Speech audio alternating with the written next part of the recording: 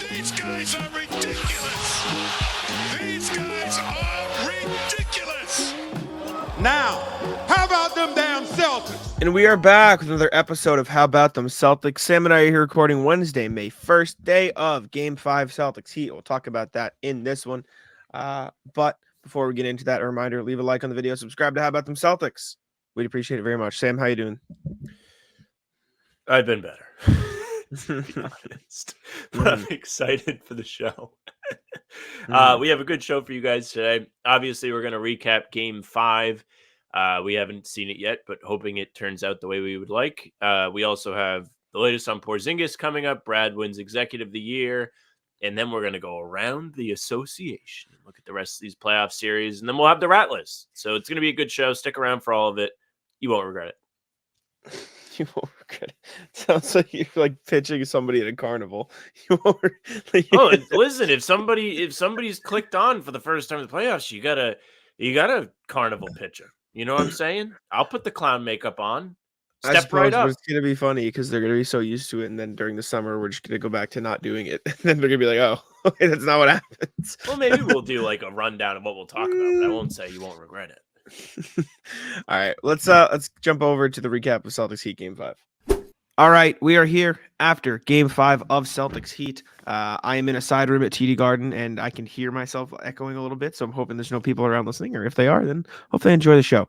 Celtics take care of the Heat, and when I say take care of, I mean absolutely dismantle the Heat in Game 5, win the series, 118-84 win for the Heat. The Heat finished the series with 3 straight games of failing to crack 85 points.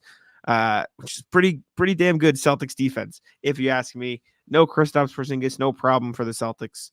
Derrick White, awesome again. Jayson Tatum and Jaylen Brown both had solid nights as well. Jayson Tatum only took 9 shots, and the Celtics won this game by damn near 40 points. So just no notes, as Sam and I were saying before we hit the record button. This is how you play playoff basketball. This is awesome. Single note. Would you like to guess? Is it a Tyler Hero note? No. We'll get to a Jersey note. No. Do I keep guessing? I don't know. Tell One me. more guess. What am I forgetting? One more guess. All right. One more guess. Fuck Bam Adebayo. Make your fucking free throws. Fuck's sake. No. Oh my gosh. 9 they missed did miss free throws. 9 of them. Yeah. That's atrocious. And it wasn't even like one guy. Jaylen missed 3. Tatum missed 3. Horford missed 1. Derrick White missed 1. Pritchard missed 1. The only one that shot free throws and didn't miss was Drew. Ugh. It feels like all playoffs they've had a hard time making free throws. But besides that, no. Good game. Besides that, in the 40-point win, they did all right. Pretty good. Pretty good game. Yeah, I think Tatum had a really impressive night. A good role player type night, oddly enough. Not a lot of shots. Hit the glass hard and hustled and was efficient. Can't complain at all. Plus 35, though. Yeah, no. I know. I'm not making fun of him. Like, I legitimately think he did a good job of impacting the game without scoring. That's really what I meant. Even Jaylen, 11 of 19. Watching this game, I didn't. Well, that you know what it is the 5 turnovers. But I wasn't overly in the threes floored by Jaylen, and I was like, huh. And then you look 11 of 19. Like, I guess he did okay. These guys got to make threes too. Well, not these guys. Jaylen needs to make threes more consistently. Tatum shot 50% today, but has not been fantastic in the playoffs. Yeah. Going forward, these guys are going to have to be able to make those shots. Well, and, yes, well, you hope unless Derrick White just decides to continue to be fucking Superman. That's true. Then maybe they don't have. Maybe they don't have to make as many. Yeah, Jaylen was good. He was aggressive. In this one, which was fun to see. Tatum plus high 35, 16, 12, and 3. I mean, I think I'm most impressed. So, once I have to cough. I'm seeing a lot of stuff on social media. There's this one post today. I was like, let's have a conversation. It was like 5 different tweets of Anthony Edwards stats versus Tatum stats, Chris Middleton stats versus the stats. And what people can't get through their tiny skulls is that Jayson Tatum is doing what people have begged him to do for years, which is just do what you need to do to win. Don't chuck up a bunch of million shots. Play through your team. Draw the defense and make the right play. He is the only guy who will get slandered for taking a ton of shots in a game and being a ball hog, quote unquote, and trying to be like, quote, Kobe, but also get slandered for playing team basketball, doing what he needs to win, and winning by 43 times in a fucking row. But he's always the bad guy. Like in the last 3 games combined, the Celtics have outscored the Heat by 68 points in 3 games, and people are like. And we'll be the first to tell you. We said it already twice. Like the rest of the show, before the show, last show, like these guys need to score a little bit more efficiently. But the people who are like, this guy sucks. Like, do you watch? No. Look at the box scores. Like Tatum was great in this game because he did just what he had to do and nothing more. And that was perfect. That was exactly what you needed to do in a game like this. And so he deserves a ton of credit for that.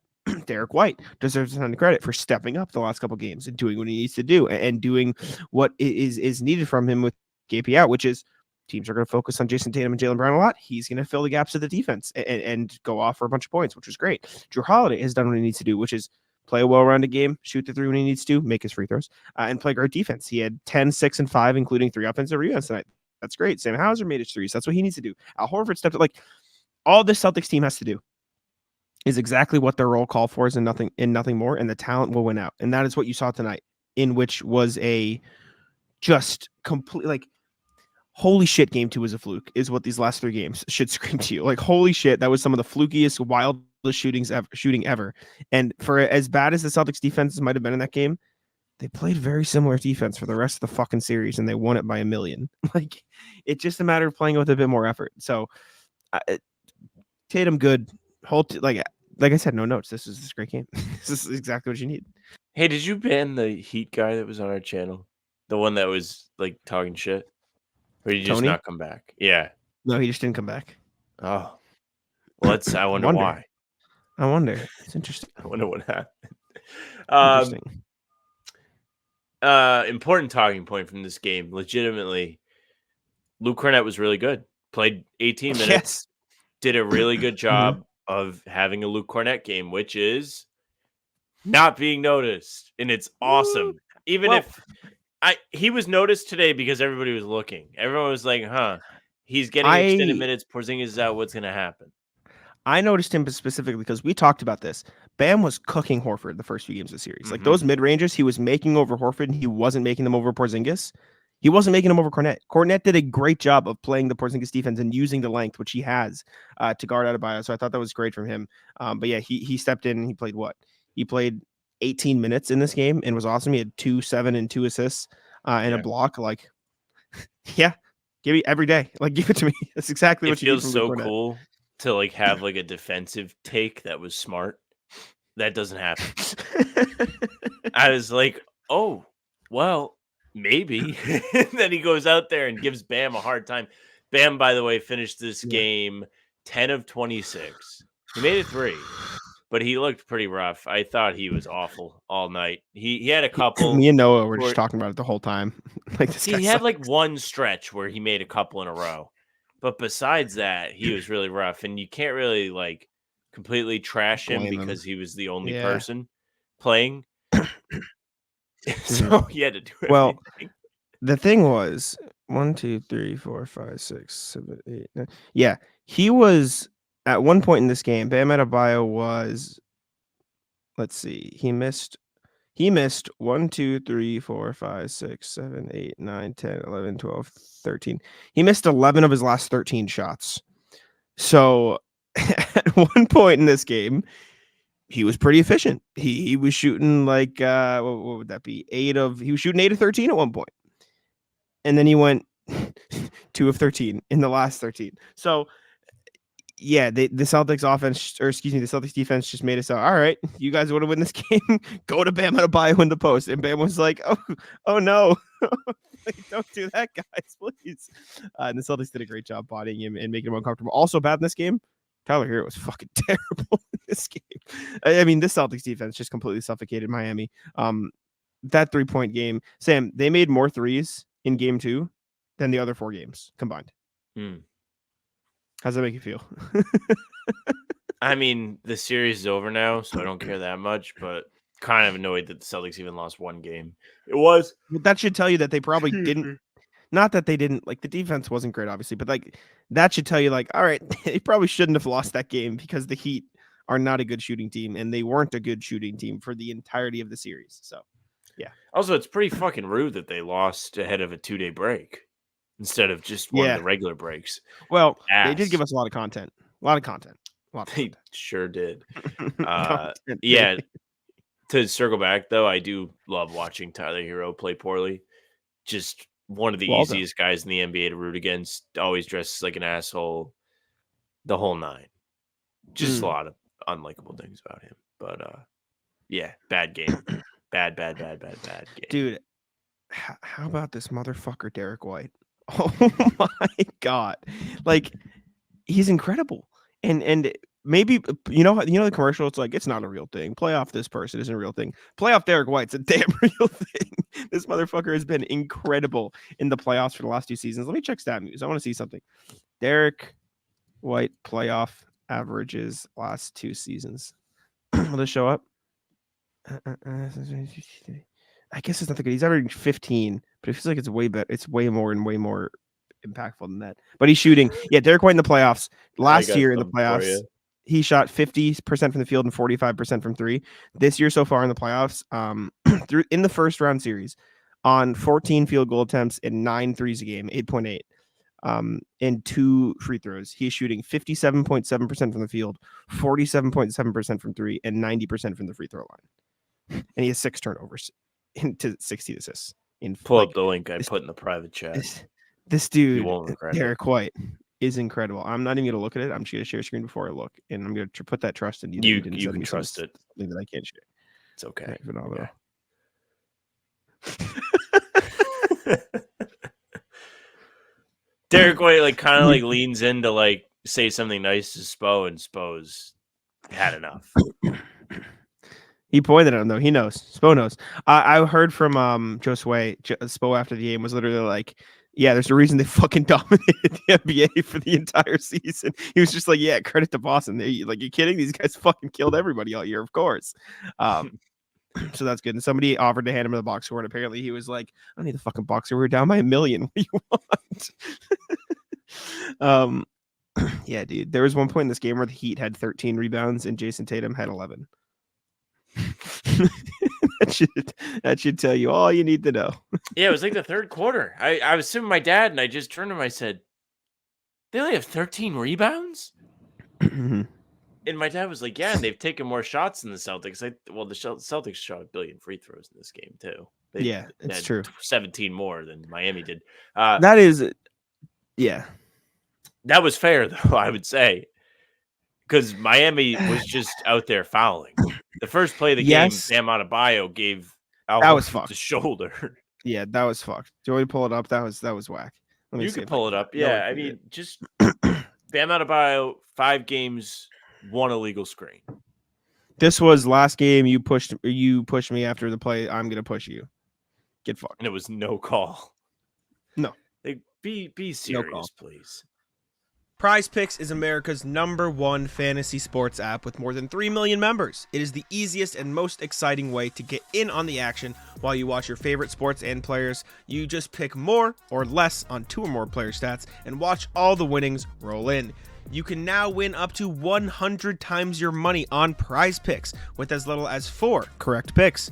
You can turn $10 into 1,000 with basketball, hockey, college basketball entries today on Prize Picks, America's #1 fantasy sports app. One of our favorite picks here at the How Bout Them Celtics podcast is the Drew Holiday blocks. It's usually 0.5. He just needs more than 0.5 blocks. That means 1 Drew Holiday block. And that pick is in the bag. Prize Picks is really simple to play. I can make my picks and submit my entry in less than 60 seconds. Download the app today and use code CLNS for a first deposit match up to $100. Again, download the app today and use code CLNS for a first deposit match up to $100. Pick more, pick less. It's that easy. The craziest thing to me is you spent the entire, I went on this whole rant Maybe on pregame or somewhere recently. I know I did it on here somewhere. You call the first half of the season one way, you call the second half of the season the other way. Then you call games 1, 2, and 3. I believe it's on this The- pod, actually.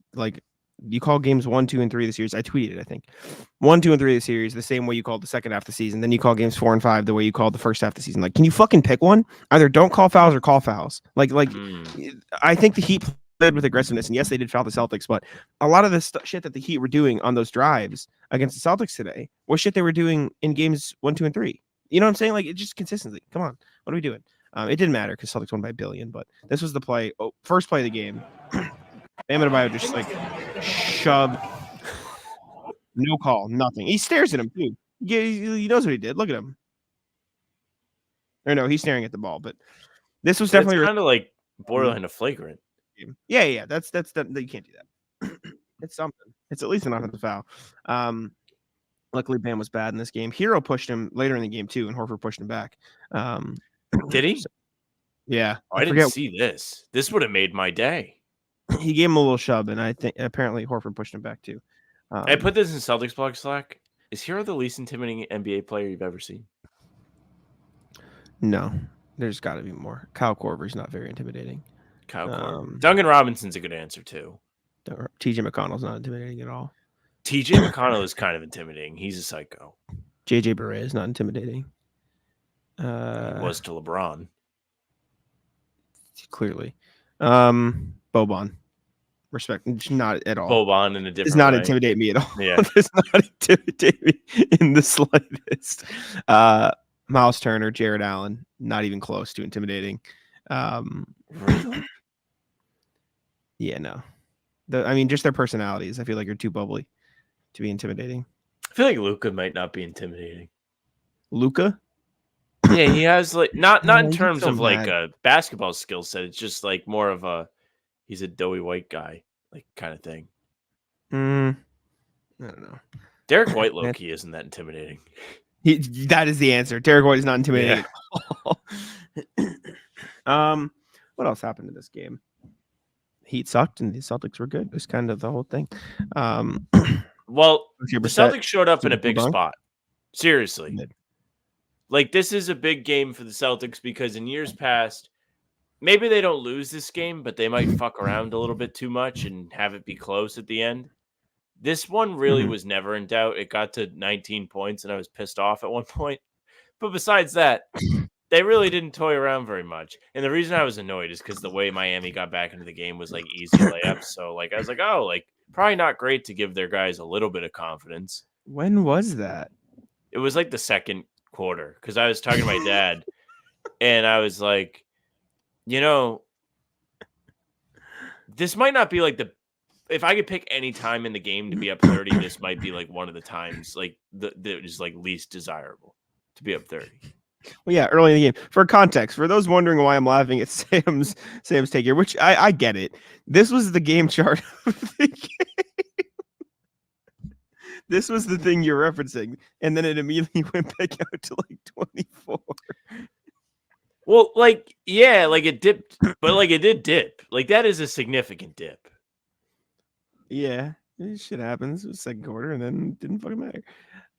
I know what you're saying, but I can just second half fucking seething. Yeah, no, I wasn't seething. I was just like getting the gap. irritated. I tweeted this out. I get the gap between this Heat team and the Celtics team cannot be put into words. Like it's just it didn't look in Game 5 like they played in the same league. We talked about relegation. Like, oof, After Jimmy Butler said, "I'm sick of hearing about this Boston team," the Celtics proceeded to outscore the Heat in the next 3 games by 68 combined points. So that really went good for Jimmy. Really went well. Excuse me. Jimmy doesn't care. Really glad Celtics let him get one. Boston TD Garden chanting "We want Boston" was fucking funny. Did you see my tweet on that? No. So I don't know if you know this, but when fan bases chant that, usually their team loses the next series. Shut the fuck up. Might not be good for the Celtics. Nah, they're allowed to troll. They're allowed to mock. If they had chanted, "We want Cleveland or Orlando," it would have been worse. You know what I'm saying? We Oh want no, this no, that team. would be terrible. Exactly. If they did that, exactly. I'd be like bringing out holy water or something here, trying to They were like get rid of the stink. now that is something that a inferior team Poverty. fan base chance. Yes. Yes. The Celtics fans did it in a sarcastic way, which I respect. And it wasn't like the whole arena. It was like certain sections. You know what the whole arena did chant? Nah. That was good. I like his sing song. Hey. Good job. This was like halfway through the fourth quarter. Well, I mean, the game was over. I know. They said goodbye to Mike Gorman too, which was good. Excellent. On the Jumbotron. Excellent work. But I saw it. Did you see Joe went into the crowd to like dap him up? Did anyone ask him about that? No, we should have, but they they left Mike Gorman on the Jumbotron for so long. He was up there for like a full minute. He was and talking about it. He was like, "What the fuck?" He was on the got to the broadcast. point. I thought they were going to take me off. He was like, he looked over. He was like, he's like, speed it up. Come on. What a way to end the series, man. This is exactly what you wanted. After they made us sweat for 2 days, they were like, all right, our bad, and we're not fucking around anymore. And they just, this was about as dominant a 3-game stretch Celtics have had in a while. You know what? I'm not going to do it for trivia. I'm going to stat head. Do we think this is the largest margin of victory in a 3-game span in playoff history for the Celtics? It might be, genuinely. 1 through 3 against Atlanta last year might have been quite a few points. I wonder if I can find that. Can I find team span? We gotta test my statistic finding skills. This is what trivia has trained me for, talking and statistic hunting. Dude, like, I cannot believe that Heat team made 50% of their shots in game 2. That is insane. They made 3 of 29 from 3. They made 23 threes in game 2, and they only took 29 today.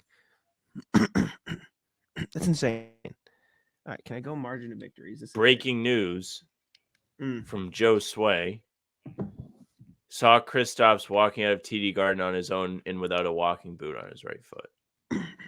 Oh, baby. Not to say I'm shocked that he's not wearing a boot, because if you hurt a muscle, I don't really think you need a boot. They said that was precautionary the other day, just so it didn't swell or whatever. Mm-hmm. But little update. That's what you get when you come to the show. I cannot find the stat. I don't think it's a thing.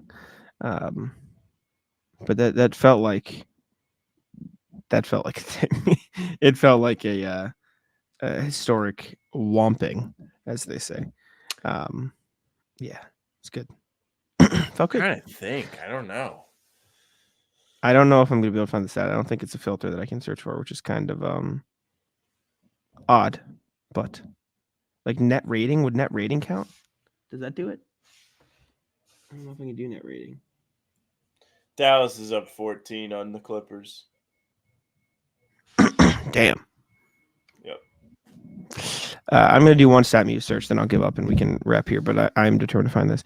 Largest margin of victory 3-game span Celtics playoff history. Does that do anything for me? No, I had no idea. All right. Anyways. We should be rooting against Dallas because they wronged our boy Grant. Yes. But I don't know why I find myself rooting for Dallas. Sully is strained for Terrence Mann. Actually? No, he was holding his calf. Oh. Piece of shit. He definitely like got dead legged while trying to go around a screen. Mm-hmm. But anytime there's anything wrong with anyone's calf, Sully is strained. Mm-hmm. Everyone will think you're smart. Anything else from this game? No, just again impressed that they played the way they did in a spot like this, because as you saw on Tuesday, not always easy to win game 5 to close the series. As you saw last year, not always easy to win game 5 to close the series. Tatum referenced that too. He had a really good quote about we let up against Atlanta a little bit, so I kind of wanted to play Miami so we could lock in the first round because I knew they'd test us. So if this was testing them, nice. Anyways, let's throw it over to the rest of the pod. All right, welcome back. We're here, and we're gonna go over the latest Porzingis update. Maybe you've heard something during the game. Maybe there was something new since we were recording this. But the last thing that we know of is he's gonna miss several games. But the Celtics are optimistic or something that it's not going to be a long-term thing. That was per Adam Himmelsbach of the Boston Globe. Shams Charania of the Athletic also saying Kristaps is the right soleus strain. So it's a calf strain. I'm told it's going to be treated like a week-to-week injury. Could be 1 to 2 weeks, or Kristaps could even be longer than that based on his rehab. It's the same injury Giannis had, and obviously Giannis has been out for longer than that. But again, it depends on the significance of the strain, et cetera, et cetera. So it's a week-to-week thing basically, and we don't really know much more than that. Yeah, we don't. Probably won't know that much more as the days roll on here. But what I can tell you is, and if you have interest in going through it, we absolutely can. Cam Tabatabai, friend of the show, member of the roundtable, did an excellent Twitter thread laying out kind of what goes into this injury. Cam has been dealing with a soleus strain of his own, so he kind of laid out what he had learned from going to physical therapy and how it should affect things going forward. Now, if I could find it, here we go. Cam says, I can link it in the private chat if you want to do. Oh, you're just as sharp as me. I got it. W. So he says, I've also been dealing with a soleus strain. This is not additional reporting on the injury, but here's what he's learned from his physical therapist. So the soleus is part of the calf, and it connects and helps to support the work of the Achilles tendon. When the soleus is strained, it can tighten up. This leads to discomfort in your calf. So you saw Porzingis limp off the floor, probably what was causing it. When the soleus is tight, strained, or damaged, it pulls on the Achilles tendon to varying degrees. This can come at times to lead to very acute pain in the Achilles right above the heel and can be debilitating. My guess is that's why Porzingis looks so stiff in Game 4. Cam says, over time, if the soleus remains tight or injured, it can exacerbate the risk of an Achilles injury. However, when the soleus is given time to heal, it relaxes. This takes the pressure off the Achilles and also lets the calf muscles work as intended. He notes this is similar to what Giannis is dealing with. It's unclear how severe Porzingis' strain is, so the timeline is hard to pin down, as you've seen in all of the reporting. Woj saying minimum of several games as the timetable is just fantastic. Cam's guess is probably a few weeks. So this is a great little educational thread just on a physical therapist perspective of this type of injury. They're probably having Porzingis do a ton of stretches. We did the video on it that dropped on Wednesday morning, and my take was I really just don't want to see Porzingis rush back if he's not feeling great. With this Celtics team, they should be deep enough to handle this. There was the Dan Porich article on Celtics blog. You guys should all check it out, where he kind of notes, look, they have prepared for this. They have brought in Xavier Tillman. They have Luke Cornett. They have guys who are ready to step up and eat extra minutes if Porzingis happens to get hurt. Porzingis is a guy who has had a history of injuries, and he is somebody you had to have a backup plan for. So they should be okay, and they definitely shouldn't rush him back because you don't want him getting hurt more than this playoffs. Yeah, that's the big thing. Long-term health, make sure he's all right, make sure he's okay. If it is a few weeks for the conference finals and or finals, the Celtics team is good enough to beat the teams in front of them without Porzingis. So if you take care of business, you should be able to get him back, and that's kind of the ideal scenario. So it's like Rob never left. That injury report, when it says Kristaps Porzingis questionable, is going to hit like crack. It will be fun. It'll be a good one. All right, next thing, Brad Stevens has won Executive of the Year. This seems like the obvious, like, duh, like, of course he did. I have the voting here. He won in a pretty large landslide. He received 4 times, or more than that. He received, what is this? 4 times the first place votes of any other person. He finished with 101 total points. Sam Presti was second with 47. It was just the clear, obvious answer. The Celtics had an amazing regular season. These are regular season awards. The Drew trade, the KP trade. Yeah, I don't think there's anything else to say. This was clear cut, obvious, good for Brad. Yeah, Brad Stevens deserved this. He made massive changes to the roster over the summer. He picked out the right pieces to join the Celtics. They fit in seamlessly, did a great job all season of just working together, committing to winning, And that says a lot about him because we've heard the stories. I think he even said it in the introductory presser for Drew. We've been looking at Drew for a while, is what he told the reporters. He's like, since I was coaching, he is one of the many guys, or few guys rather, that is in many of the trade conversations of targets. Who could we get? Who do we want to bring in? And Brad said it was always Holiday. So his just foresight and vision for this roster has been fantastic. He really just doesn't seem to miss in general. Derrick White had a quote on this. Mark D'Amico put this out on Twitter. He's a great basketball guy. He's a great basketball mind. Obviously brought in a lot for him, and it's definitely well-deserved. And, I mean, nails it on the head. Yeah, I mean... Muted. Oh, not muted. Yeah, sorry, I figured out. Sorry, I was marking down your freeze because you froze for like 2 seconds. But you're back.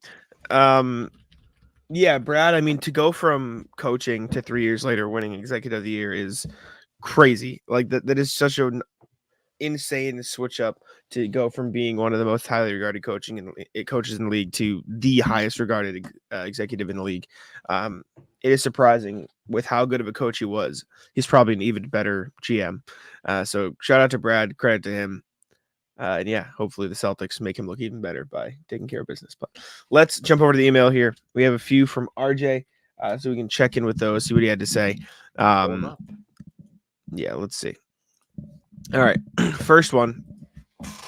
Let's pop and finish them. Evening, guys. A win makes everything better. So do the early reports on KP's leg. And let's not forget a truly clutch performance by D. White in the first quarter, because as good as the defense was all game, his scoring to start the game put the Celtics ahead to stay clutch isn't just the last 5 minutes of the game.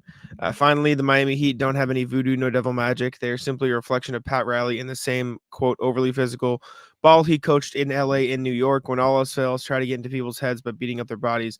C's have done a good job of staying focused on the first 4 games.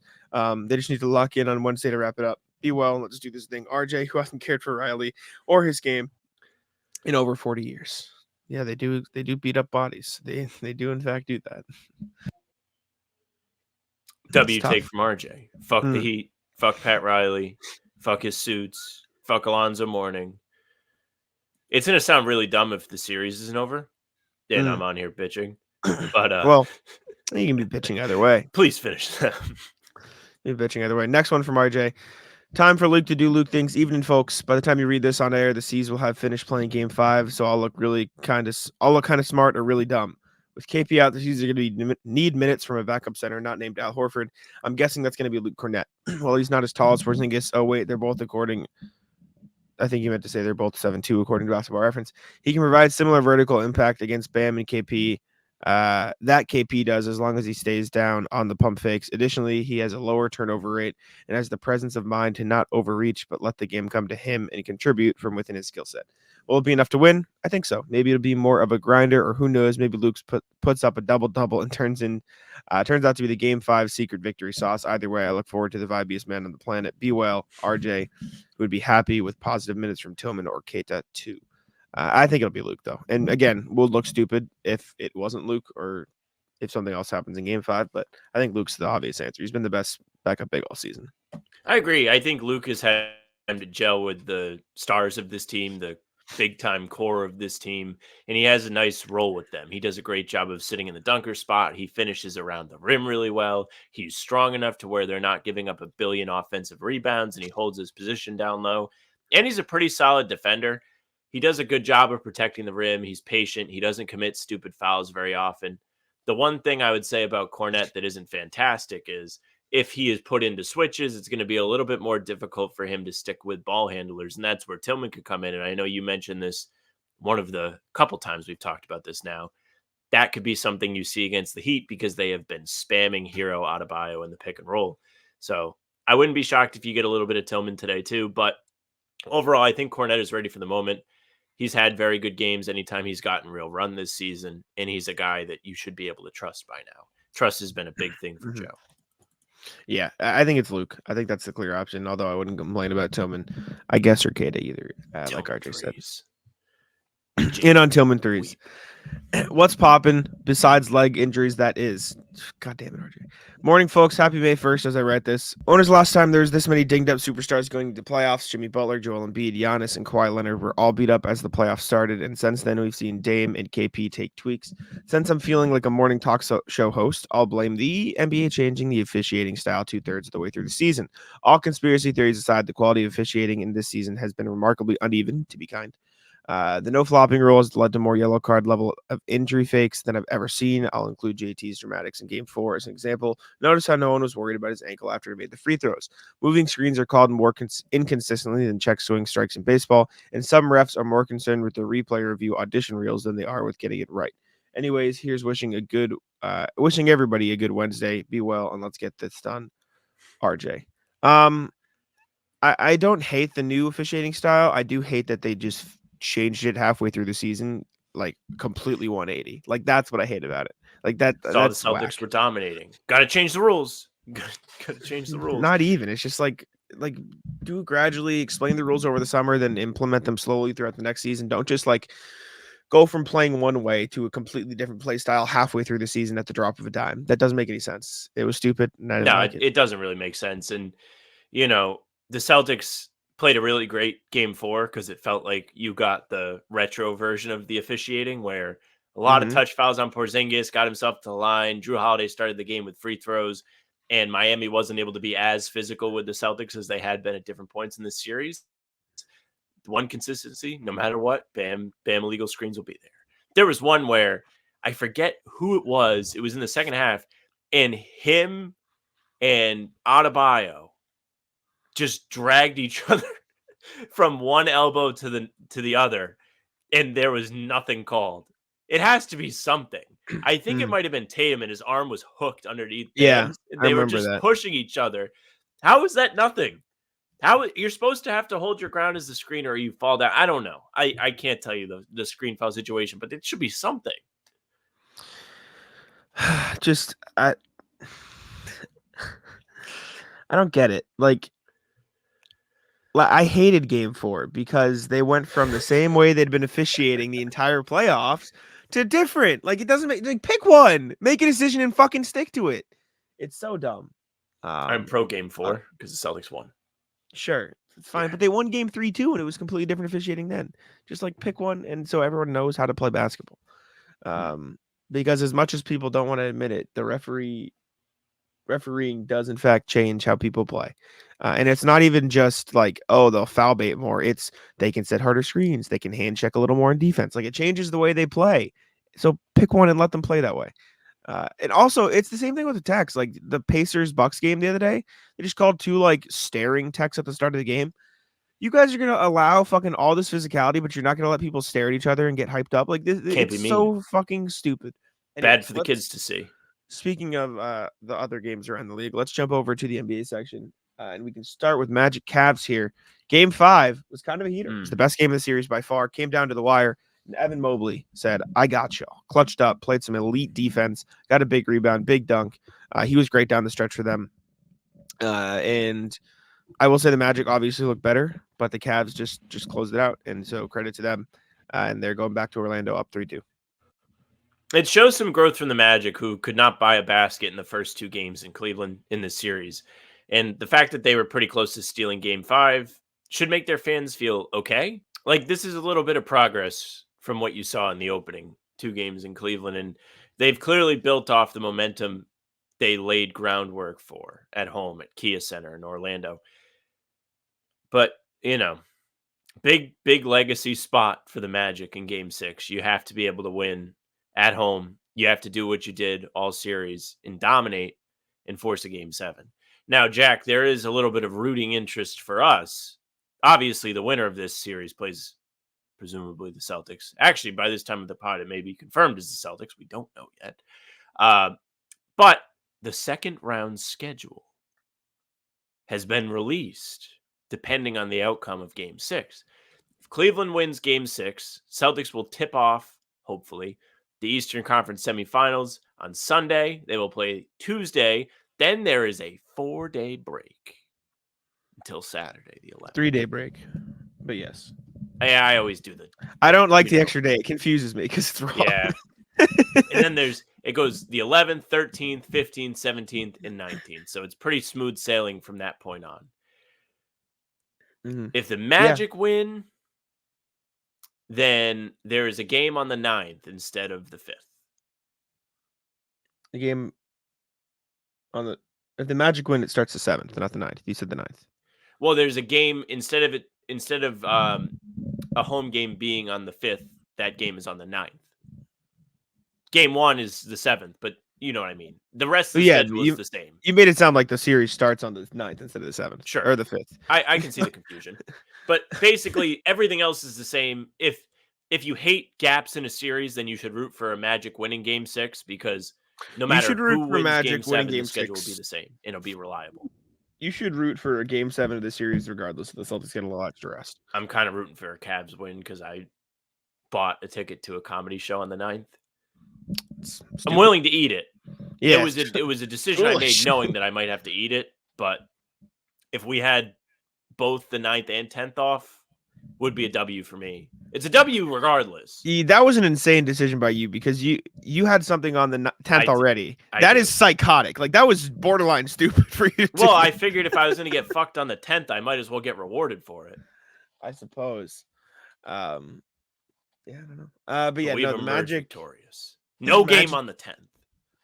I'm almost in tears. Magic in game. You pump fake me like 3 times there, brother. Holy shit. Well, in fairness to me, I can't even see you. I can. Oh my god. I'm dealing with I'm playing fucking blind over here with the Wi-Fi. It's so bad today. If you're blind, don't just start talking randomly because then I can't do anything either. That's counterintuitive. But Magic in Game 5, Paolo had a heater, 39 points, 8 rebounds, 4 assists. He was pretty great. Franz just couldn't get it going, 14 points, 3-7, 1 6. He almost had a big shot at the end of the game, but Evan Mobley stuffed his ass and sent him packing. It was a good drive. He did get it was a really good just drive. Good play. Evan Mobley made a great play. He shot 7-11. He was 14-13, 2 blocks. Tom Mitchell had 28. Darius Garland had 23. The Cavs just had a little bit more firepower. Marcus Morris got real minutes in this game, which is crazy. Good for him, I guess. Yeah, I was unable to watch this game live, but I did open Twitter to opening Twitter last night after not having watched any game. Sorry that I'm talking about this, but is like Donald Glover entering the room that's on fire with the pizzas. That's how it was for me to get on Twitter and see Cavs Magic go to the wire, and then we got Game of the Year. Mm-hmm. Yeah, Sixers Knicks. Sixers Knicks was an amazing game. I watched most of this in the Knicks Film School playback, which I think I'm a curse because both the games I've watched in there with them, they've lost. So I think I need to stop watching in there. Go back. Knicks had this game wrapped up. They were up 6 with I want to say 40 seconds left, under a minute left. 29. 29 seconds left. Tyrese Maxey gets an and 1-3.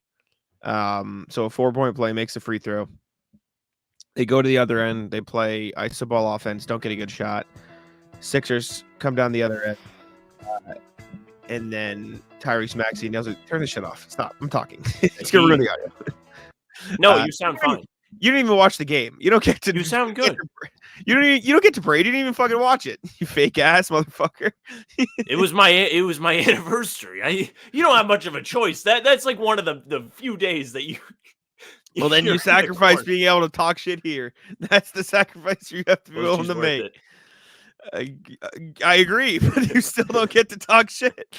Tyrese Maxey was fucking awesome, though. He hit the big 3 to tie it up, and then Joel Embiid helped out a little bit more in overtime. Joel Embiid had 19, 16, 10, triple-double. He was terrible in this game. Almost quadruple-double. Yeah, he had 9 turnovers. He was really, really bad, but it didn't matter because Tyrese Maxey had 46 and was fucking sick. Jalen Brunson was good. The Knicks couldn't hit their threes, which ended up killing them. But this is a great game for as much as I am rooting for the Knicks and you are rooting for the Sixers. This was just a really fun game to watch. So good for them, or good for the league. I guess I don't know what you want to say. Josh Hart missed a free throw though at the end of the game, which allowed Maxey to tie it up. So there was a big comedy of errors at the end of the game, including the Robinson foul in the 4-point play, including a couple other fouls in there. good game, good for the Sixers, good for Maxey, man. Maxey's fucking awesome. He's so good. So credit to him. It was a weak 4-point play too. It was a lame 4-point play. He jumped into him. Yeah, it was a lame 4-point play, but it was a 4-point play nonetheless. So credit Maxey, credit the Sixers for coming up big in a moment where they obviously season on the line. You can't call that. You can't call I don't think you can call that either. And I'm pro Sixers. Now this loss was also bad for me. As much as I'm happy about it, it was very bad because my mom was trying to tell my dad and I that the Sixers were going to win this game. And I said, the Sixers, if we know anything about them, are the biggest rollover and die team ever. Nothing worse than my mom being right. Worst thing ever. Maxey. Everyone was ready to roll over. Joel Embiid was ready to fucking Cancun. He was gone. Ready to die all series, dude. He's out there laboring. Yeah. Maxey was like, nah, I want to keep playing. And he put the backpack on. So credit to him. That I just watched that back for the first time, though. That was something questionable 3-point play call, if you ask me. Something 4-point call. play, whatever. Yeah, not a fan. Anyways, next series. Mavs-Clippers we talked about, but then we didn't talk about because the pod didn't go up. So well, if you listen on audio platforms, you heard it on audio platforms, so we won't go all the way in detail. But yeah, Mavs-Clippers series. By the time this goes out, we'll know who is up 3-2. It's tied 2-2 going back to LA tonight as we're recording this. Last night as you're listening to this. Obviously, the Mavs made the massive comeback in Game 4, down 31, but then James Harden just carried them over the hump. I have no idea who's going to win the series. This feels so weird. Like I feel like it's truly 50-50. I don't have a guess. I picked the Mavs coming in, so I guess I'll stick with that. But this is probably the most even series of the first round. I agree. I think it's a really competitive series. My educated guess would be that the Clippers win. I think Luka having this knee thing is probably not great as somebody that's not super athletic as it is. Him having what little explosion that he has hindered by a knee sprain is probably not fantastic. However, the counter to that would be Luka is someone that averages like a 30-point triple-double with no explosiveness. So I'm sure if there's anybody who's suited to not be able to move that quick, it's him, and he'll probably be okay. But I think we sure are going to get some heaters in 5 through 7. Because, I mean, a lot of these games have been pretty like decisive. Game 1 was a blowout for the Clippers, and then the Mavs punched back in Game 2. It didn't look as close as the score said if you watch that game. Game 3, Dallas controlled. And then Game 4, even though it came to the wire, it was a blowout for most of the game. And then the Clippers slipped and let Dallas come back from 31 down. And then Dallas returned the favor by not finishing off a 31-point comeback at home, which is a remarkable feat. You have all the momentum in the world. I would say that's more impressive by the Clippers. The fact that you can not compound, but go against that momentum and still get the win. Like that is, for all the shit talked about James Harden, Zach Lowe said this in the low post too, like credit. He fucking stepped up in a big way. They needed him so bad. And good for him. But yeah, it's a series now. Sure as shit is a series now. So sure as shit. I love that saying. Sure as shit, man. Come on. Dude. Next one. Pacers Bucks. Pacers had a chance to close it out, and they did not. Bucks win game 5, excuse me. Pacers still up 3-2, but Bucks stave off elimination. They just didn't have it in this game. Siakam couldn't get anything going. Pacers couldn't get anything going. The 3-point shot wasn't there, and the Bucks played killed in the glass. Bucks played some great defense. Bobby Portis 29, Chris Middleton 29, Pat Bev 13 and 12 assists. Rondo game for Pat Bev. 18. They just played really good defense. Had some guys have good scoring nights, but now they got to go back to Indy, which, for as good as they played here, I don't know if they can win in Indy. So I don't know if you had a chance to like really watch this game because when we did I had it on last night, it was on and everything. But I don't know if you listened to this game. Now, I did not. One of the major talking points after this game was a heckler sitting near the court that could be picked up on a lot of microphones. screaming, trashing the Pacers, right? Tyrese bricks a wide open three, and you can hear him say, "Hell no, he sucks." Apparently, this individual told Worldwide Wob that he and 8 of his boys are packing in the Honda Odyssey and going to Game 6 in Indianapolis. So maybe the Bucks are back. Question. I have my answer. We'll see what you think. Who would you rather be? Having lost Game 5, would you rather be the Pacers or would you rather be the Knicks, and why? Oh, I'd rather be the Pacers. It is completely. I forget who was talking about this. It hurts so much to lose the way the Knicks did versus just being like, all right, we got blown out. We'll bounce back in the next one. The Knicks are like, we had it in our hands and we fucking let it slip. Bouncing back from that like devastation versus bouncing back from just a blowout loss. Maybe you just didn't have it that night. It's so different. Absolutely a million times out of a million, you'd rather be the Pacers. I'm on the Pacers train too, but for a different reason. I just think having the luxury of like fumbling Game 5, but then getting to play on your home court in the following That game too. is a little bit of a leg up. Like the Knicks have to go down to Philadelphia, and as much as they have made Wells Fargo their fucking home arena with the floods of Knicks fans that have taken over that place, they still have to go on the road. They still have to win. They've done it already in this series. In Milwaukee is not. So that may mean the home court in Indianapolis is more substantial than the one in Knicks Sixers. But I don't know. I wouldn't love going on the road. Like this feels like the boulder's starting to roll down from the top of the hill, at least a little bit. Maybe not to lose the series, but for a Game 7 to happen. A Game 7 that did not feel necessary. Oh, Hall of the Mountain King? Yeah, it's like the beginning of that where you just get a little hint of something might be going on. Don't know if the Knicks will lose this series. I find it difficult that the Sixers would win like a going the distance knockout fight with the fatigue that they always have and Embiid being hurt and all that. I'd love to see them have the Knicks choke, but I don't really know if you're going to get a heroic performance from the Sixers. But I was wrong yesterday, that's for sure. I had so many tweets ready to fire off. If they had won in 5, I was ready to talk my shit. I still think the Knicks will win, but I wish my Game 5 prediction was correct too. That would have been cherry on top. It's okay. All right. Briefly, Thunder-Pelicans. They packed them up and smoked it. Like, what else do you want to say? The Pelicans choked. Their Game 1 was early chance. I will say, it does suck that Zion was hurt because he was healthy all season. He was great all season, and he was great in that play-in game. And it looked like they were going to be a really fun, competitive team in the playoffs. And then he got hurt. And it wasn't his fault because he just got hurt. It was just a freak. Like, he had been healthy. This isn't like, oh, he's been dealing with injuries all season. No, he played like the most games of his career this year. He was great. So it's unfortunate, man. It sucks for Zion. It sucks for the Pels. But good for the Thunder, man. The Thunder are fun, too. The barking.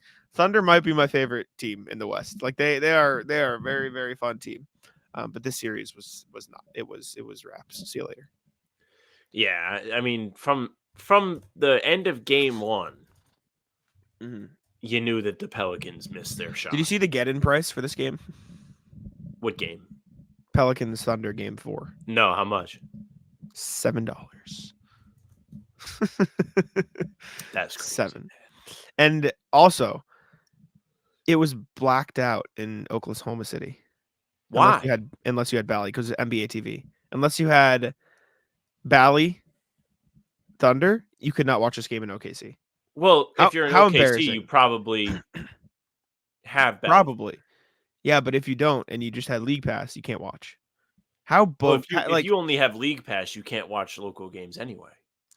But there was some fuckery. It was okay. Bogus. I'll take your word for it because when I went to LA for work in February and the Celtics were playing the Lakers, I couldn't watch the TNT broadcast. Yeah, Sportsnet or whatever it is out there had exclusive rights to that, and I didn't know until the third quarter. And I was flipping out because I couldn't watch Celtics Lakers. I had to go with the Celtics pod playback. It was to the point where the official Thunder account tweeted out like, "We're sorry, this is happening though." Like it was some fuck shit. They tweeted out before the game. I want to find the tweet here. Should they feel that bad? I mean, it was only $7 to go. If you wanted to see it that bad, just buy it. It was in New Orleans. It was in New Orleans. Make the drive. It's probably only $4. They said FYI, due to NBA rules, tonight's NBA TV broadcast of Game 4 will be blacked out in the Thunder market. The only way to watch is and stream is Bally Sports Oklahoma and Bally Sports Plus. Which, like, again, if you're in the market, you probably have it. It's just like if you're in the Thunder area and outside the Bally's Thunder area, you know what I'm saying? Like there is that little area of you're I technically don't know. still in the region. Well, you can I don't- technically still be in the region for like a blackout, but you cannot be in the region to have Bally. Like there is a region that exists where that is a thing. So like it's just bullshit. It's just bullshit. I can see it. I just think like, and the Celtics are very different than the Thunder. But like NBC Sports Boston, I think you get it in all of the New England states. Like you should be able to watch. That's not how. Yeah, that's not how it works. Bally is also like going bankrupt because they're. Oh, I know Bally's is going So- bankrupt. Shout out Twin River. Bally's, Also by the way, do- who has the just mobile gambling app. You can just sit and play blackjack on your phone and just lose everything. Also, did you see what the Thunder came home to when their plane landed? Was it dogs? It was a bunch of people barking outside the gate. Yeah, let's go.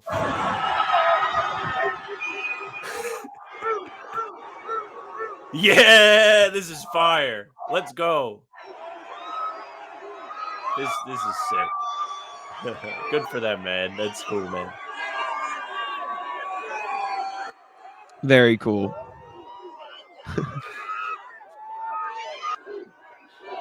Woo, woo, woo. Dude, The it's reporter so one is the fun. most fire. Yeah, yeah. Did you see the thing that they blew off the TNT Allie interview LaForce. with Yes. Allie LaForce? Shout out Jared for the local broadcast instead. Big respect. Yeah, I'll pull that up too. This was fun. I love the Thunder, man. The vibes are so sick. The vibes are so good. Why do we have to wait? Wait, they abandoned you. Oh, they have to run it. Okay. Oh, what do we wait? I follow the group with these guys. Look at they got the whole squad over there. I'm doing some investigating right now. Shout out to the Thunder sideline guy. He's Respect to fire. Allie LaForce for how she handled it. Cause she was just like, she just had to kind of go with it. She was like, She was like, oh, okay. All right. yeah, respect. Now their vibes are great. You know, they're the youngest one seed ever. That tracks. It's crazy. Makes That's sense. insane. Good for them, man. They beat the young team doesn't know how the playoffs work allegations, and they just said, nah, fuck these Pelicans, get them gone. And also for what it's worth, they look significantly better than the Mavs or Clippers. So getting the 1 seed is pretty huge because that means they don't have to play the T-Wolves or the Nuggets in the second round. So Yeah, it's similar to how it panned out for the Celtics. Like, feels like the C's got lucky this year. Not lucky, but the cards fell mhm. in the ideal spots where you avoid playing all of this is before the playoffs. New York, Milwaukee, and Philadelphia. And Yeah. instead get Cleveland and Orlando in the second round.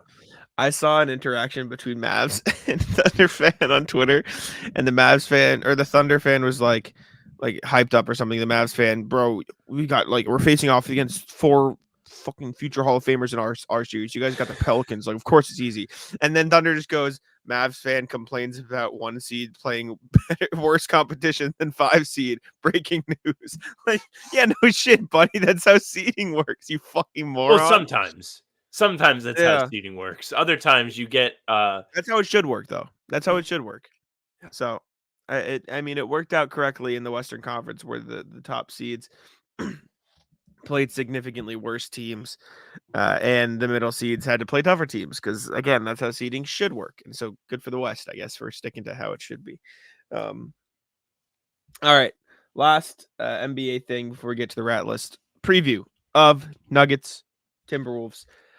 This is gonna be a really good series. Like I'm very excited to watch these games, mostly because I said before the playoffs, if there's any team that has a chance in the West to beat the Nuggets, I think it's the Timberwolves because they played them well last year and they're better this year.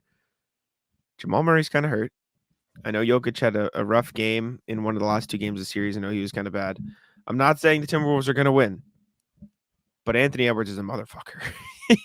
he looks insane. I'm very curious to see how this goes because both of these teams took pretty easy care of their first round opponents.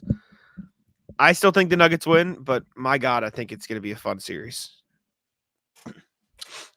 I'm excited to see Anthony Edwards in a very high stakes environment, kind of as an underdog. I mean, they had the first round series last year that everybody was gassing up the Timberwolves because they won a single game against the Nuggets, but Should be an interesting rematch. Edwards has been talking his shit. He's been balling out. Minnesota's gotten really good performances from the supporting cast guys, too. McDaniels had a nice game. I believe Cat had a nice game in that series, too. Chris Finch going to be coaching hobbled. A little bit of a disadvantage, probably. Not really. But unfortunate that he snapped his patella tendon at the end of game 4. Unbelievable. Yeah. One thing we didn't mention, I have put it on surgery. here. He's having surgery. Oh, yeah, when? you didn't see that? Chris Finch, like maybe had already had it. Like he you gotta got get ready. surgery very recently, and they don't know if he's going to be back for the series. Is this the first? Yeah. People are hanging on the edge of their seats for a coach injury update. Is he going to be back for game 1? I don't think so. This doctor reporting on Twitter, he will need surgery likely between rounds. Timeline of healing is 6 months, but usually a year before feeling normal. So he's gonna be off for a little while. I hope he gets the little scooter thing that RJ Hunter's dad had at Georgia State. Do you remember that? Yes, he probably will be. Yeah, he's gonna have surgery to repair his right patellar tendon on Wednesday. So today, it's unclear if he'll be on the bench to open the conference semifinals against Denver. They should have him on like a. You know how iPad. like in hospitals they have he's on like an iPad, but it has like the rolly like Karen the computer from SpongeBob. Yes, exactly. Perfect. Perfect comparison. I hope they have him like that. That would be funny. I think Denver wins, but I don't know. I think the Timberwolves are there, man. They're good. They're real good. The Timberwolves just have like enough defenders to throw at Murray as the perimeter guy.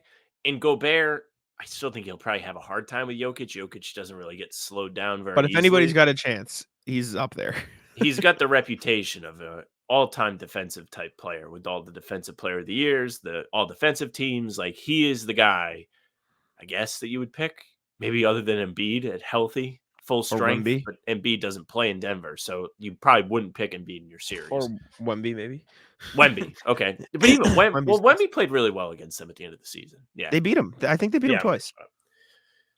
They did. They did. They came back from like 18 down in that final game. Yeah.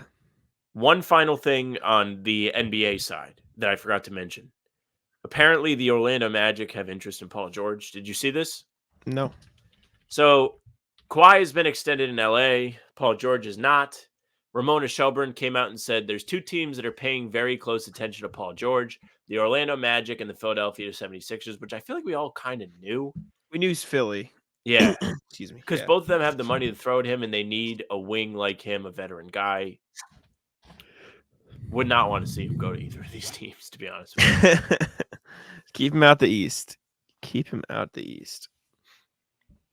All right. Ratless time? Ratless time. Yep. Hit me. So last night I'm driving home, right? This guy driving his car is on the rat list. He, to put in perspective, I am at a red light. There's somebody to my right and there's somebody behind me. Did not know this. Until I turned. I turned left and both of the lanes turn left here. The person next to me is going somewhat slow, but then I just look in my rear view and I was like, holy shit, this person is close to me. And they're in that weird aggressive state where they really need to get around everybody. Yep. So I am driving fast enough. I'm going 45 and a 35. Like I'm not going very slow. Yeah, you're fine. I'm driving fast enough to kind of create a little bit of separation between me and the car to my right. So there is going to be a gap for this guy. Now, self-rat list may have inadvertently, subconsciously attempted to cause an accident. What'd you do? I didn't brake check, but I just kind of took my foot off the gas because I could tell he was going to try and shoot over. And I wanted to kind of give him a little scare. And he did try and shoot over, but he didn't. Nobody got hurt. Nobody got hit. Nothing Did happened. he successfully shoot over? No, he got trapped. Good. He got fucked. Yeah, he got fucked. And then he was yeah. fucked the whole way down that road. But the weird thing is, I passed the person on my right, and he had the whole left lane. He didn't pass the guy. He was just tailing him. Once we got onto a different street, he was definitely. He's probably shook. He was probably pissed at that guy because of me. Yeah, rat fuck. Fuck that guy. It was like 11 o'clock. And we left the lane open. He could have just went and passed everybody. I don't know why he didn't. It was a He very just- bizarre play from him. His dick. Scumbag move from me. But I just wanted to teach him a lesson. I didn't want to. No, I agree. I'm with it. Rat list. Oh, sorry. Let me put Matt on the screen. If you put your seat back on an airplane, 7th layer of hell. The worst. You can't do it. You can't do it. And you're someone who flies a lot. You're someone who flies a lot. Tell me I'm right. Tell me I'm wrong. I don't You really can't put do my it. seat back. You I don't can't think do I it. do. It's so disrespectful. I don't really It's think so it adds rude. value for you. I don't It think doesn't. it makes me more It's just comfortable. rude. I don't just think it the makes person it behind easier you to more sleep. comfortable. What airline did you fly back? American? Delta. You took Delta. So on Delta, I'm glad it's Delta because I can tell you for a fact. Exactly. The number one sleeping perk I believe Delta has, in my opinion, is that your headrest, you can fold the sides up. So it's like one of those neck pillows. So you can kind of lean I and didn't even know that. sleep and you don't have to worry about toppling over. It should make it easier for you to go to sleep. You shouldn't have to recline and ruin the person behind you's day. And also rat list airlines in general because there's never enough legroom. And they charge you. Did you have middle seat on this flight? Delta charges you for aisle or window seat. That's what I was about to say. Because if fucks. when I was flying for work, I don't handle any of the booking. I just get my flight and I get my information. And then you go to check in and it gives you the option on the Delta app. It shows you the open seats. And if you go to just select, even in the same class, a seat that is in the aisle, it's like, yeah, give me $85 more. I can't do it. Can't do it. Well, It's not. tough. I'll take middle seat. I took a window seat on the way there for no extra price. You want to know why? Because I was in the stupid fucking skinny row by the bathroom, and I didn't know that. And so I was just stuck in the small row. Do you know what I'm talking about? I thought the bathroom rows were wider. Skinnier. Really? Yeah, I was cooked. It was still better than the way back though, because listen, I'm a big guy. You know this. We know this. I'm a large individual. If I am not the biggest person in the row, we have problems. And I was not the biggest person in the row. So Delta. this is not an attack at you, but you are like not outrageously big, if that makes sense. No. Like you are. I'm I not. wouldn't I'm look not at like you and think unbelievably unhealthy. no. You like people. You don't look at me and think, oh, that guy is fat as shit. You look at me and be like, oh, that's a big dude. You know what I'm saying? There's a difference. Yes, and that's yes, okay. exactly. Right? And I this isn't like offend me. I don't care. I know I'm a heavier guy and I'm fine with it. But the guy was filling into my seat a little bit, and I don't have the leeway to give up any of my seat. I'm over there. I'm there leaning the whole time, and it is what it is. And I feel bad for the person next to me because I'm leaning onto that. It's just, it was a pain in the ass. And then the fuckheads in front of us, because the guy who was next to me, his person leaned back too, and he's not just big; he is tall too, so he is like has no space, and they lean back. I'm trying to do work, and so in order to do work, I have to have my laptop like fucking this angle to do work. It's guys, it is. Leaning your seat back on the airplane is the ultimate flag of I have no fucking social self-awareness. Like, well, I'm a fucking idiot. As far as working, you could put your laptop on your lap and probably get away with not having the screen. My knees were dug into the seat. Angle. It would have done it anyways. My knees were fucking dug into the seat because they leaned all the way back. Yeah. Fucking assholes, man. That is the equivalent of putting the shopping cart away is the bare minimum. Not fucking leaning your seat back is just the bare minimum of being a decent human being. Like, I genuinely think you're a bad completely unself-aware person if you lean your seat back on an airplane. Like, go fuck yourself. From the bottom of my heart, if you do this, you're a bad person. Okay. Fuck you. And well, the thing about this that I think is like makes it okay for you to say that is, I mean, I can say it too. Like, we're tall. It is literally trading. I care about my comfort more than yours. Like, I care about being a tiny bit more comfortable to the point where I'm willing to make the person directly behind me significantly less comfortable. Like, how do people have that mindset? How do you think that way? How bad of a person do you have to be to think that way? Like, fuck you. You're a bad person. I'm sorry. I'm not sorry. Fuck you. I don't recline my seat on a plane either. You can't do it. Can't do it. When we flew to Vegas though, I think that when I was sitting there, the person did recline. Oh no, you know what it was? Is the guy I was in the middle and Jack was on the window seat. The guy in the aisle seat was spreading his legs, so I had to flex my hip to where my leg was going into my other knee. Do that for 5.5 hours. You're getting some ass cramps. That's a tech. Yeah, that's bad. Also, anti-ratless. I still get anxious. Flying was fine. I was all right. I was all right. I think the more I do it, the more I'm fine. So I'm good with it. Big couple months for you. Don't remind me. I haven't made that much progress yet. I don't know.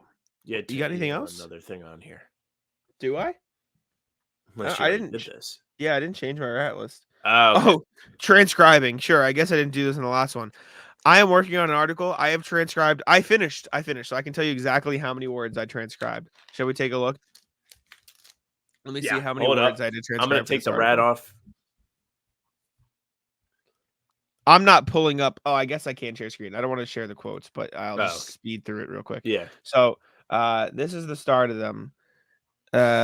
This is going to take too long. I kind of have to go like this.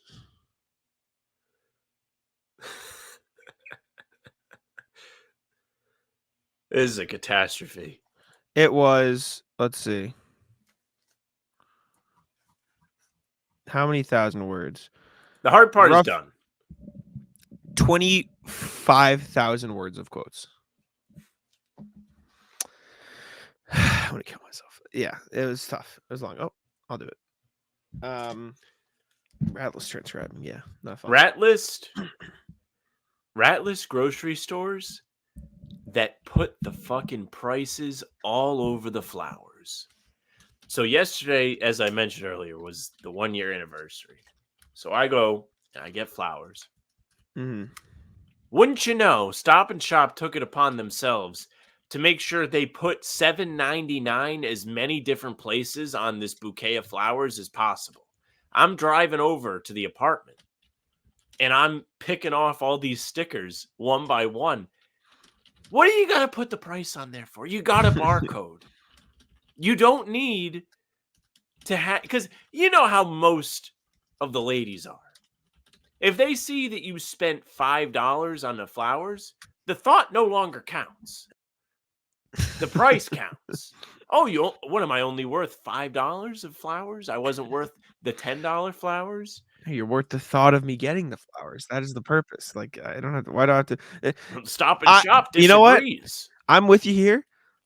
All flowers look the same. It's all the same shit. It's the same. It's all the same. I'm not convinced I would even want flowers. Yeah. If somebody got me flowers, I would be heated. If I ever get sick, don't get me flowers. It's a chore, is what it is. It is. I have to now take care of this living thing. It's like getting someone a fucking puppy for yeah. If they don't want one, like the surprise, here's something you have to take care of now. Yeah, you got to bust out the vase, cut the stems a little bit so they fit. They didn't even have the plant food thing that comes with flowers. It was empty. She went to feed the plants. She got all sad. I didn't even know there's plant. I didn't know there was a thing. Yeah, I guess like you put it in the water and they stay strong or whatever. But huge rat list to Stop and Shop. Just it's some whack shit. Overly unnecessary amount of price marking on the bouquet of flowers. 3 separate labels that I had to peel off. And they don't peel easily. You know how it goes. You get the corner up finally, and then it tears. So you have to pick up a corner to peel off the sticker. Awful. Yeah, it's bad. Very bad. Ratless, the bathrooms at the Miami airport, because the one next to my gate was just closed. So I had to walk down like fucking 200 yards, 400 yards just to go fucking pee before my flight, which was annoying. Outside of that, I don't think the airports gave me any trouble. Ratless security. I was in line at security, and they go, "We're going down to 1 lane. Go over to the other side. It'll be more lanes. Wait another 30 minutes." Awful. Other lane. Yeah, it's terrible. Fucked. Did they do security the same in Boston and Miami, or did they spin the wheel and decide what they want to check at each airport? They spun. Not only did they spin the wheel, but I had to take my shit out in Boston. I didn't have to in Miami, but only because of the lane I was in. The lane I was in, you didn't have to take anything out. The lane over in Miami, you did have to take stuff out. So they just... You just pick and choose. I think it's got to be different machines. Like, that's got to be it. Maybe they only have certain machines. Okay. But anyways, That's actually that- not a bad point, but it's I think just that's it. all-time ridiculous. It's got to be the machine. That's my thing. But then My- they only make some people go through certain skaters, the others. But yeah, we got to wrap here in a sec because we got to go live in like 2 minutes. But oh yeah, we do. but anything else before we get out of here? No, nothing else. We'll be here on the channel tomorrow with something new. All right. Appreciate y'all for tuning in. Make sure to leave a like and subscribe, and I'll let Sam wrap it up. Hey, thank you very much for listening and watching. Make sure you subscribe to our YouTube channel, How About Them Celtics, and hit the notification bell so you don't miss any of our daily uploads. We're coming at you with something new every morning at 5 a.m., whether it's these pods on Tuesday, Thursday, and one of the weekend days during the playoffs. It's quite the schedule to navigate. So we're going to get you something, but we can't guarantee Sundays anymore. Sometimes it's going to be Saturday. Game recaps the morning after each game will be all on here too. So if you're trying to react to the win or loss, we'll be here for you. And on the days in between, we have other content for you, whether it's injury updates, different reports, quotes, trends within the team. We have a video on it. You can also leave a like and comment. We would appreciate that. Find us on Spotify and Apple. If you follow us there, you're going to get the pods and game recaps right into your feed when they go up. Same as on YouTube, just audio only. Leave us a 5-star review on there. We would appreciate it very, very much. You can email us. hbtcpod@gmail.com is the address for that. So if you want to send us emails like RJ, whether it's about the games, if you want to talk about Ratless stuff, feel free. We'll read them on the show. We like to hear from you guys. You guys are a big part of what we do, so we want you involved. You can find our socials at How About Them C's, Twitter, Instagram, and TikTok. The Facebook is just the name of the podcast. You can find our streams there and on YouTube and on Twitter. Jack's Twitter is JacksMonNBA. Mine is at Sam LaFrance NBA. That's it for us. Bye.